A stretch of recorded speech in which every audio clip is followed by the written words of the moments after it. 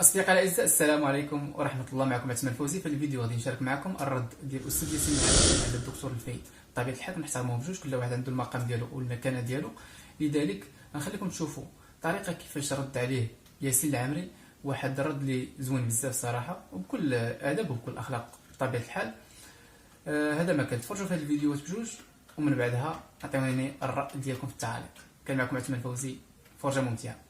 أنا أقوالي واضحة، قلت ليس لدينا علماء، ليس لدينا علماء، لدينا فقهاء، لدينا شيوخ، لدينا أشخاص يصلون بالناس. غيتفضل عليا شي واحد يقول لك أنت تخصصك تاع علوم شرعية، أنت اش كتعرف العلوم الشرعية؟ اش كتعرف فيها كاع؟ ماذا تعرف العلوم الشرعية؟ قول لنا منها جملة. ماذا تعرف العلوم؟ ما هي العلوم الشرعية أولا؟ ما هي؟ ولن يرغمني شخص أن أتبع الألباني، لا زلت أؤكدها لكي نكون واضحين. ترغم علي نتبع الألباني، لا أتبع الألباني، لكن لا أسبه ولا أشتمه، لكن لا أتبعه. إلى حد الآن ليس هناك فتوى في تغيير خلق الله. هذا اللي عندهم لحى عريضة وعاملين شيء على الرسوم العشرين، لا نسميه راجل يفتي في تغيير الوراثي، يفتي في تغيير خلق الله، يفتي فيه. لا نسميه راجل يفتي في الشذوذ الجنسي، يتكلم عليه. ولا يعني غير الحيط القصير، يعني كيتحاملوا على اللي درسوا علوم كونية، يحتقرون الذين درسوا علوم كونية لأنهم أحسن منهم.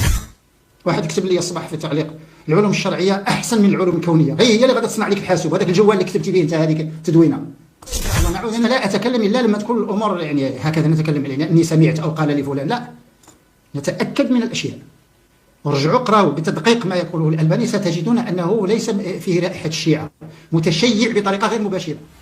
الحمد لله، الانسان ممكن يكون تفوق في المجالات الدراسيه اللي قرا فيها وشهد له الاساتذه ديالو وجاب نقاط مزيانه في الامتحانات، هذا شيء طيب. ومن بعد خصوصا بعد البكالوريا كيمشي واحد التخصص معين، كيمشي يدير الهندسه، يمشي يدير الطب، يمشي يدير الاعلاميات، يمشي يدير الميكانيكا، يمشي يدير فروا كليماتيزاسيون، يمشي يدير الدراسات الاسلاميه، يمشي يدير، المهم كيمشي لواحد التخصص معين.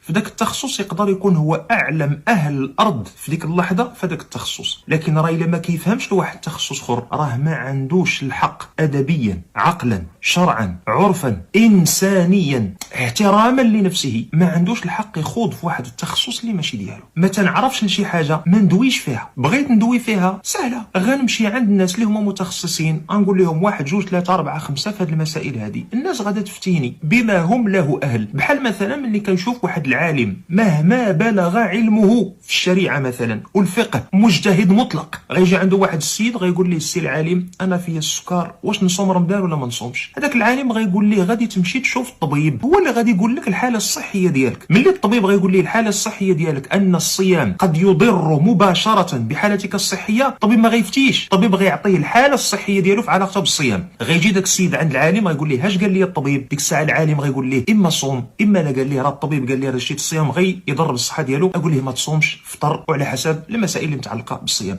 هذا مثال بسيط جدا. فعلاش ملي كنلقاو واحد في واحد التخصص معين الا هو ما له مزيان وغادي فيه بخير وعلى خير، علاش كيبغي يجي ويبدا يتطاول على الشريعه وعلماء الشريعه ومحاضن الشريعه كأن الشريعه كلأ مستبح؟ فالله يجزيكم بخير. احترموا تخصصاتكم باش تحترموا نفوسكم، باش يحترموكم الناس، وما نحطوش ريوسنا في مواقف اللي ما هياش. السلام عليكم ورحمه الله.